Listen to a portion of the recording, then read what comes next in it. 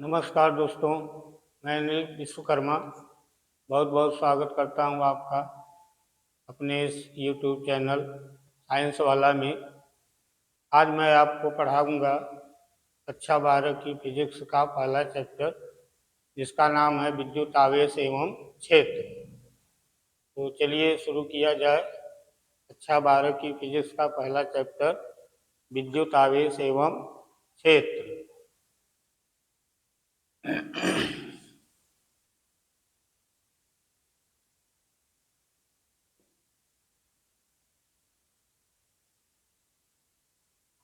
देखिए दोस्तों, कक्षा 12 की फिजिक्स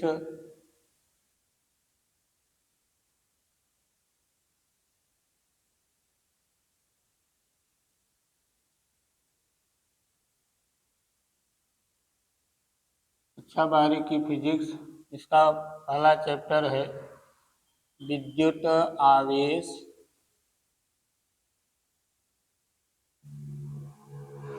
तथा क्षेत्र। विद्युत आवेश तथा क्षेत्र से अंग्रेजी में कहते हैं इलेक्ट्रिक चार्ज एंड फील्ड।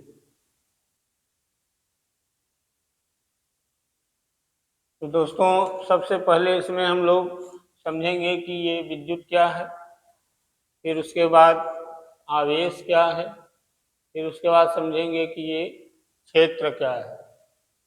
विद्युत आवेश एवं क्षेत्र। तो पहले विद्युत क्या है, फिर विद्युत आवेश क्या है, फिर उसके बाद विद्युत क्षेत्र क्या है। तो चलिए पहले विद्युत समझा जाए क्या है। तो विद्युत विद्युत इसे अंग्रेजी में इलेक्ट्रिक कहते हैं। तो देखिए दोस्तों, ये जो विद्युत है वो आवेश से संबंधित है। विद्युत जो है वो किससे संबंधित है? आवेश से संबंधित है। अब ये आवेश क्या है इसके बारे में आगे बताया जाएगा, तो अभी पहले विद्युत समझिए। तो विद्युत किससे संबंधित है?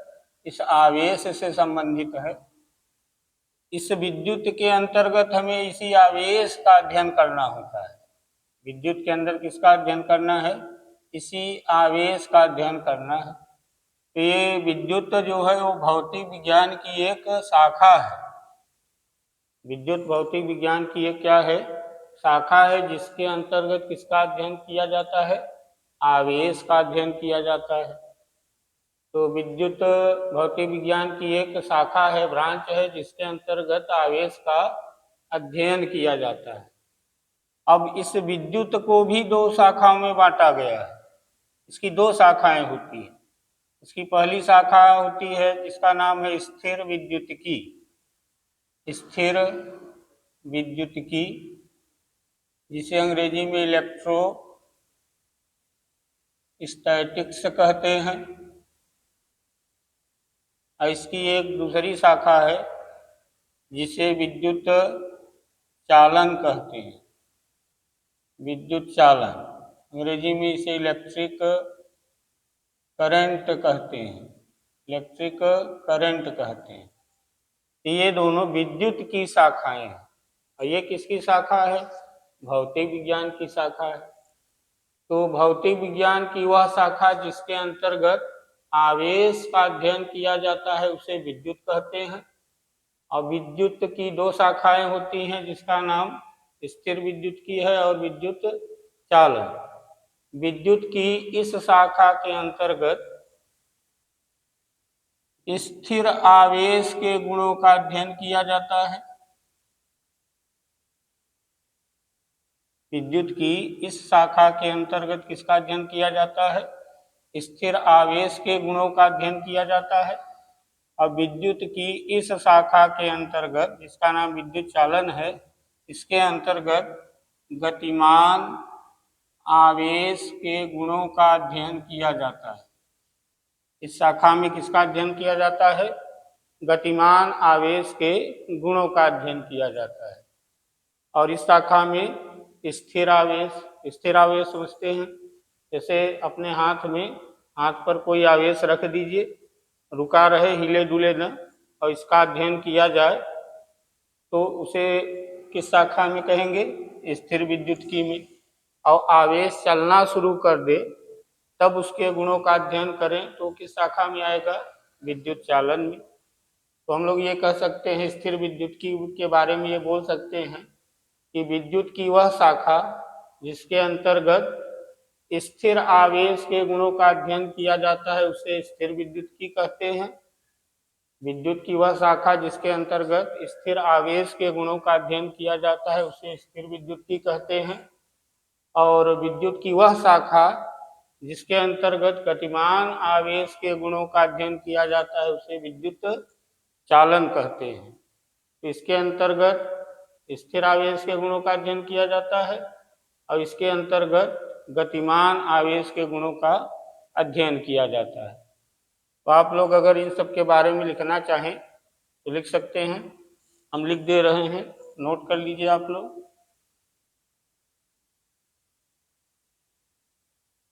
तो लिखिए, विद्युत हेडिंग डाल दीजिए, लिखिए भौतिक विज्ञान की वह शाखा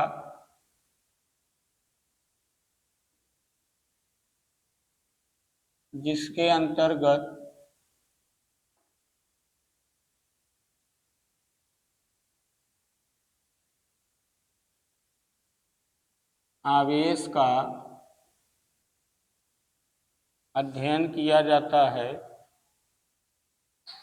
अध्ययन किया जाता है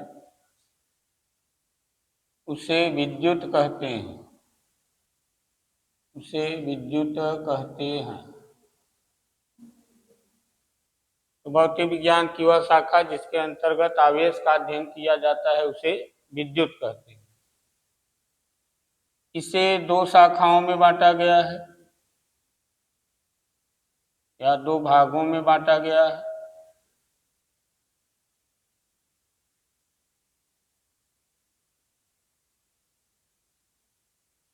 पहली शाखा या पहले भाग का नाम है स्थिर विद्युत्की, स्थिर विद्युत्की,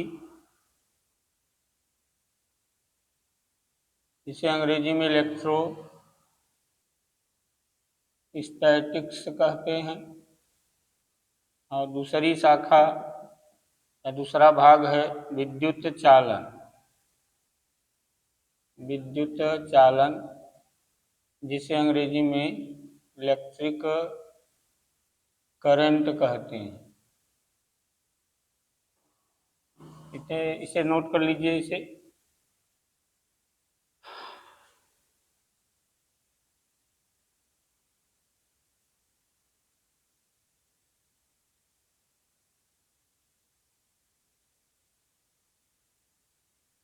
ये नोट कर लिए हैं। अब स्थिर विद्युत की हेडिंग डालिए, स्थिर विद्युत की।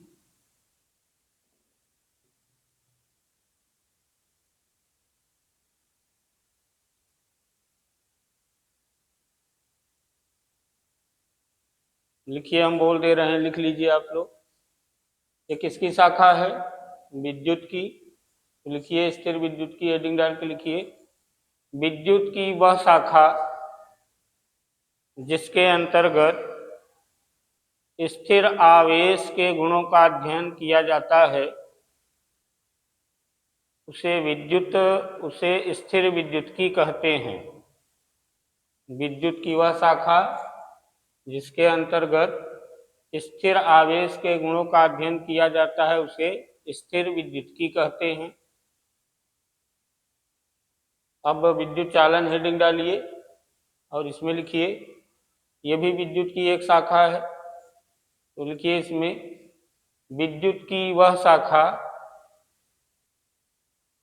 जिसके अंतर्गत गतिमान आवेश के गुणों का अध्ययन किया जाता है उसे विद्युत चालन कहते हैं। गतिमान आवेश के गुणों का अध्ययन किया जाता है उसे विद्युत चालन कहते हैं। वीडियो रोककर आप लोग लिख सकते हैं। चलिए इसे मिट दें। अब आगे समझते हैं आवेश किसे कहते हैं।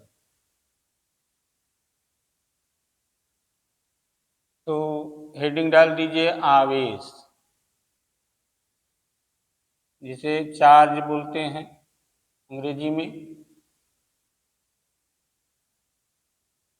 तो आवेश को समझने के लिए आप लोग कागज के कुछ छोटे छोटे टुकड़ों को लीजिए। कागज के छोटे छोटे टुकड़ों को मेज पर फैला दीजिए ऐसे,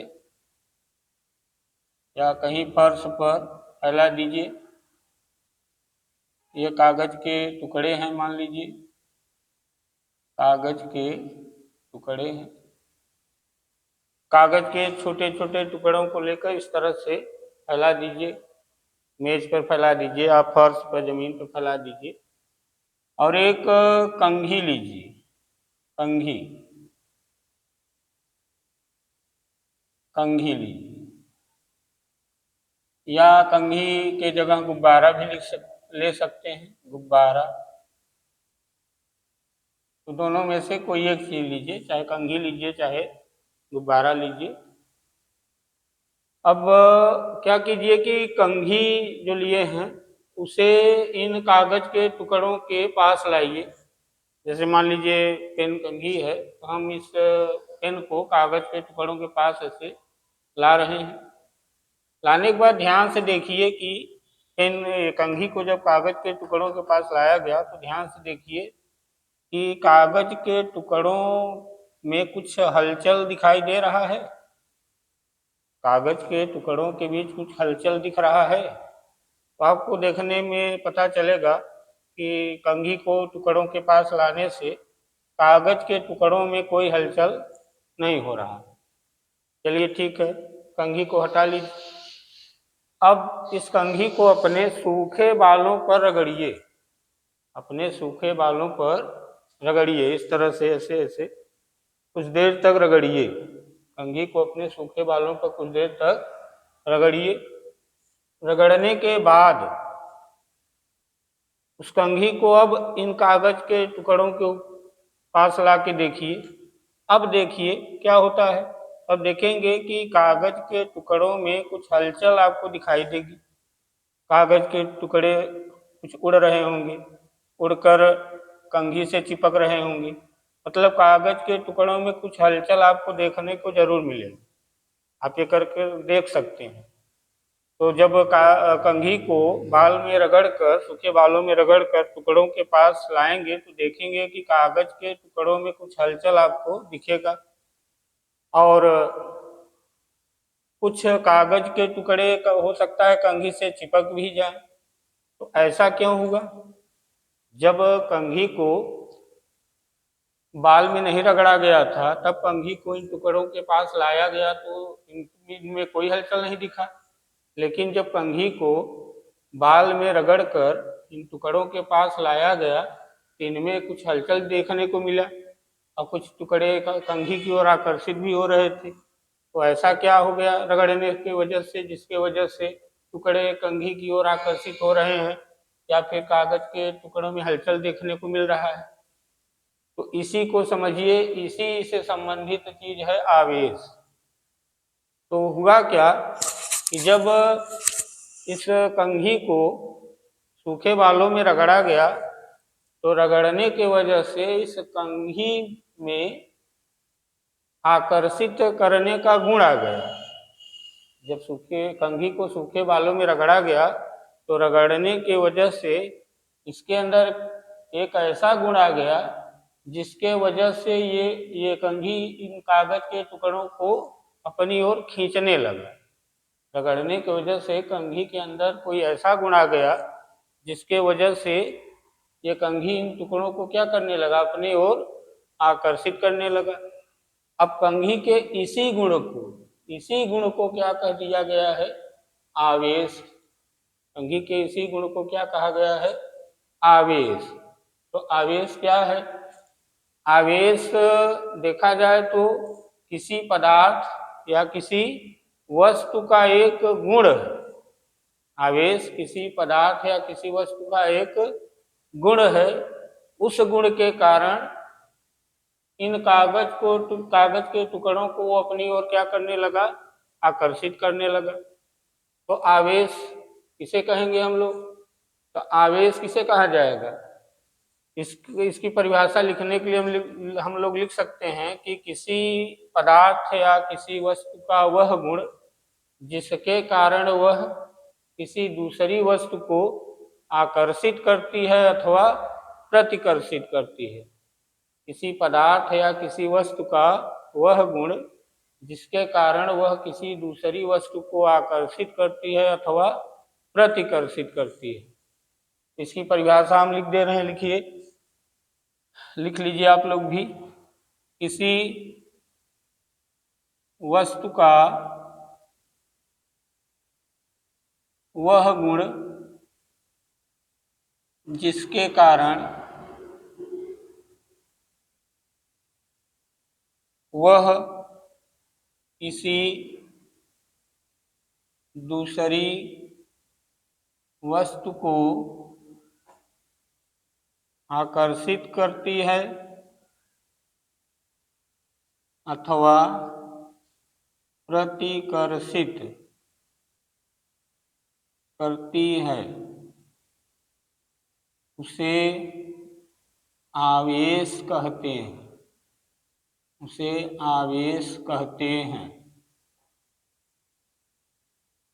तो आवेश की ये परिभाषा है, किसी वस्तु का वह गुण, किसी वस्तु का वह गुण जिसके कारण वह किसी दूसरी वस्तु को आकर्षित करती है अथवा प्रतिकर्षित करती है, तो उसी गुण को क्या कह देते हैं? आवेश कहते हैं। आवेश किसी वस्तु का गुण होता है और उसी गुण के कारण वह किसी दूसरी वस्तु को आकर्षित करती है अथवा प्रतिकर्षित करती है। इसका एक परिभाषा और लिखिए जो किताब में दिया गया है, नोट कर लीजिए इतना।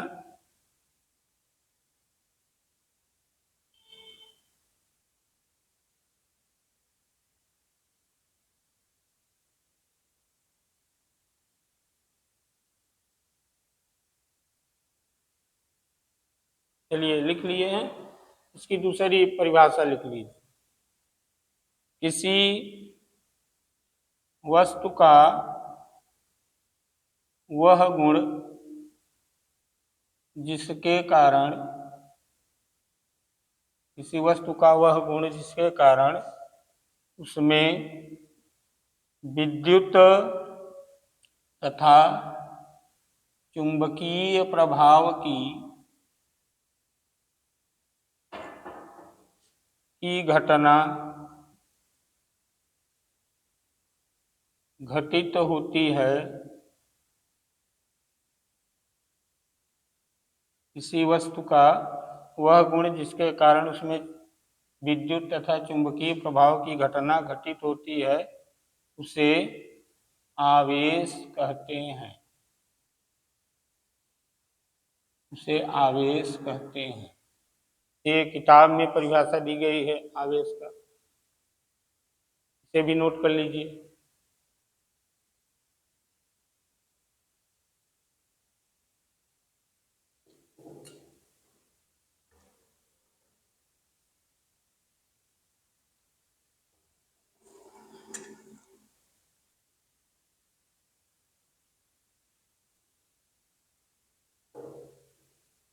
चलिए नोट कर लिए हैं। चलिए इसे हम मीट दे रहे हैं। चलिए आवेश के बारे में और चीजें समझिए।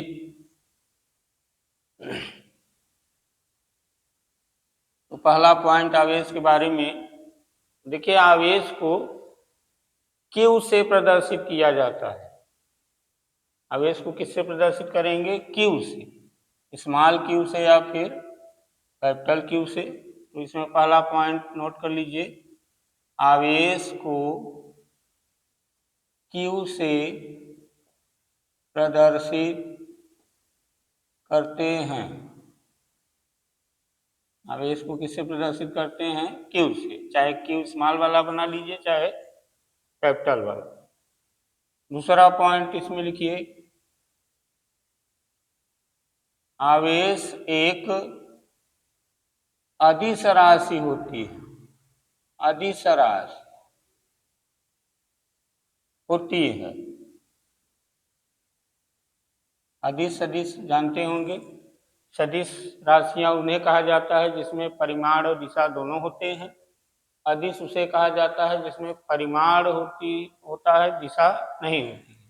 तो आवेश में परिमाण होता है, दिशा नहीं होती, इसीलिए आवेश क्या है, एक अदिश राशि है। आवेश एक व्युत्पन्न राशि है। आवेश एक व्युत्पन्न राशि है। व्युत्पन्न राशि क्या है? व्युत्पन्न राशि उसे कहा जाता है जो मूल राशियों की सहायता से बनते हैं। व्युत्पन्न राशि उसे कहा जाता है जो मूल राशियों की सहायता से बनते हैं। तो आवेश जो है ये मूल राशियों की सहायता से ही बना हुआ है, इसीलिए आवेश क्या है, एक व्युत्पन्न राशि है। देखिए आप लोग कक्षा 10 में ये पढ़े होंगे, आवेश Q बराबर होता है विद्युत धारा I गुणित समय T। तो देखिए ये मूल राशि और समय भी एक मूल राशि है। इसका मतलब आवेश जो है वो दो मूल राशियों से मिलकर बना है, इसीलिए आवेश को क्या कहा जा रहा है कि एक व्युत्पन्न राशि है। चलिए इसके मात्रक के बारे में लिखिए। तो इसका मात्रक यही सूत्र से पता कर सकते हैं हम लोग, ये कक्षा 10 में पढ़े थे सूत्र। देखिए ये जो धारा है इसका मात्रक पढ़े होंगे, एम्पियर होता है, और ये जो समय है इसका मात्रक होता है सेकेंड। धारा का मात्रक एम्पियर, समय का मात्रक सेकेंड है, इसलिए कह सकते हैं कि आवेश का मात्रक क्या है, एम्पियर इंटू सेकेंड। अगले पॉइंट में यही लिख दीजिए, एमकेएस पद्धति में, एमकेएस मीटर किलोग्राम सेकेंड पद्धति में आवेश का मात्रक ampere into second, ampere into second होता है, जिसे कूलाम भी कहते हैं, जिसे कूलाम भी कहते हैं।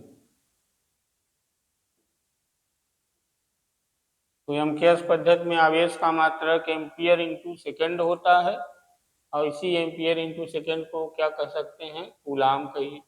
जैसे बल का मात्रक होता है किलोग्राम मीटर प्रति सेकेंड स्क्वायर, लेकिन उसका मात्रक न्यूटन भी होता है। इसी तरह से आवेश का मात्रक एम्पियर इंटू सेकेंड होता है, जिसे क्या कहिए, कूलाम भी कह सकते हैं। इसके और मात्रक हैं, ना नोट कर लीजिए, तब आगे बताएं।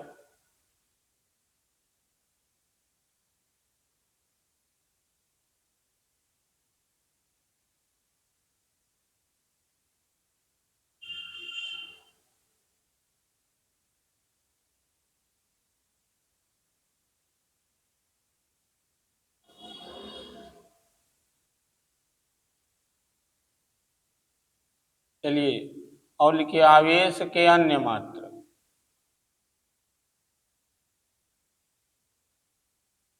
तो आवेश के देखिए अन्य मात्रक में, तो सीजीएस पद्धति में होता है इसका मात्रक फ्रैंकलिन। सीजीएस पद्धति में इसका मात्रक होता है फ्रैंकलिन, तथा ईएसयू ये सीजीएस पद्धति में होता है, सीजीएस पद्धति में। तो सीजीएस पद्धति में आवेश का मात्रक फ्रैंकलिन तथा ईएसयू होता है। ESU का पूरा नाम है इलेक्ट्रोस्टैटिक यूनिट, इलेक्ट्रोस्टैटिक यूनिट। और एक अन्य और मात्रक है फैराडे, फैराडे तथा EMU, EMU ये किसी पद्धति में नहीं है, ये किसी पद्धति में नहीं।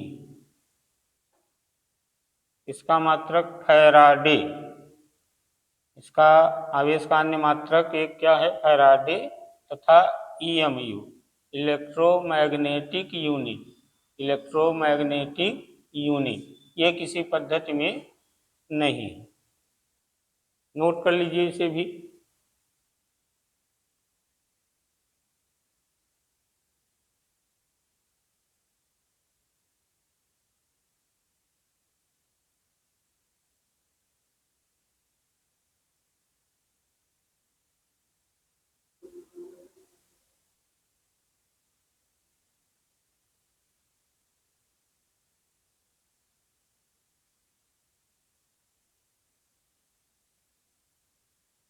चलिए यहाँ तक नोट कर लिए। चलिए और चीजें लिखिए इसके बारे में। ये जो फैराडे है, फैराडे ये आवेश का सबसे बड़ा मात्रक है, आवेश का सबसे बड़ा मात्रक अगर पूछा जाए तो फैराडे बताइए। ये आवेश का सबसे बड़ा मात्रक है। एक फैराडे बराबर होता है 96,500 कूलाम। एक फैराडे बराबर कितना होता है, 96,500 कूलाम। और आवेश का सबसे छोटा मात्रक होता है ESU, electrostatic unit, electrostatic unit ये आवेश का सबसे छोटा मात्रक है। एक कूलाम बराबर होता है 3 गुणित 10 की घात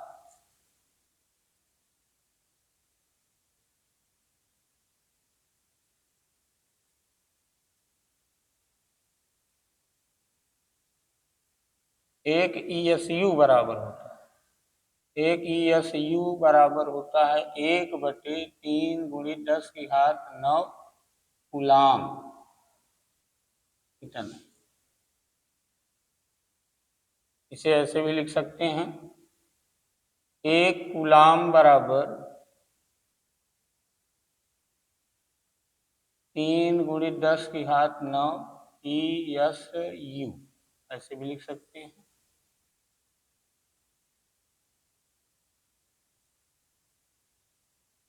नोट कर लीजिए इसे।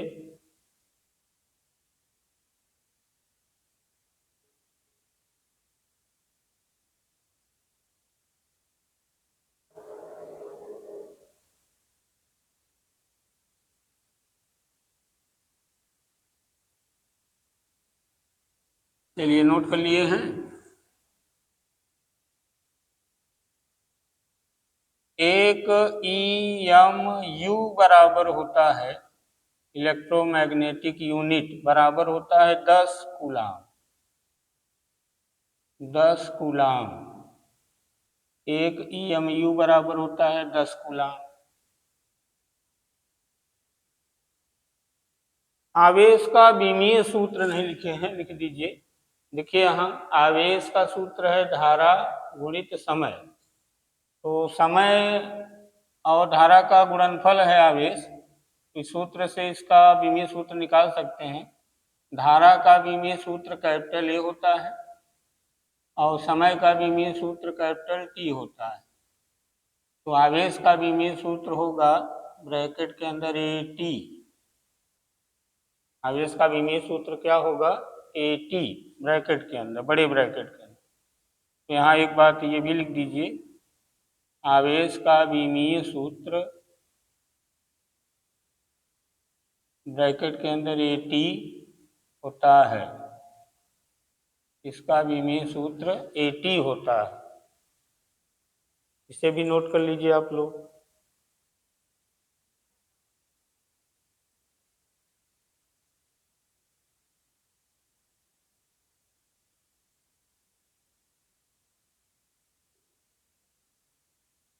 नोट कर लिए हैं? चलिए इसे मिट दें।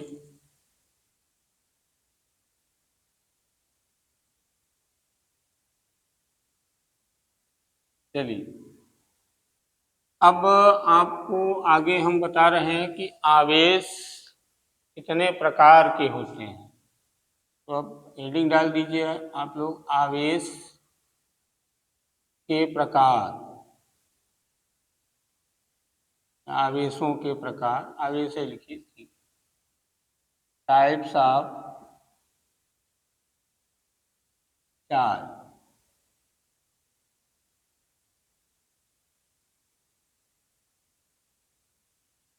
देखिए आवेश दो प्रकार के होते हैं, सुने होंगे, एक धन आवेश होता है, एक ऋण आवेश होता है। आवेश कई प्रकार के होते हैं? दो प्रकार। लिख दीजिए, आवेश दो प्रकार के होते हैं। पहला धन आवेश और दूसरा ऋण आवेश। ऋण आवेश, निगेटिव चार्ज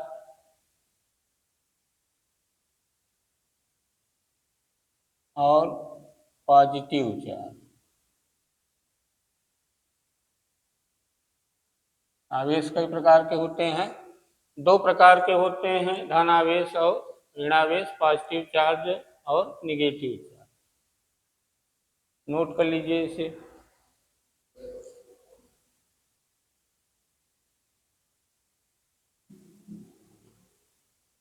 तो दोस्तों आज की वीडियो यहीं तक रहेगी। आवेश के प्रकार के बारे में नेक्स्ट वीडियो में आपको बताएंगे, ये धनावेश क्या है, ऋण आवेश क्या है। तब तक के लिए नमस्कार। अगले वीडियो में फिर से मुलाकात होगी। नमस्कार।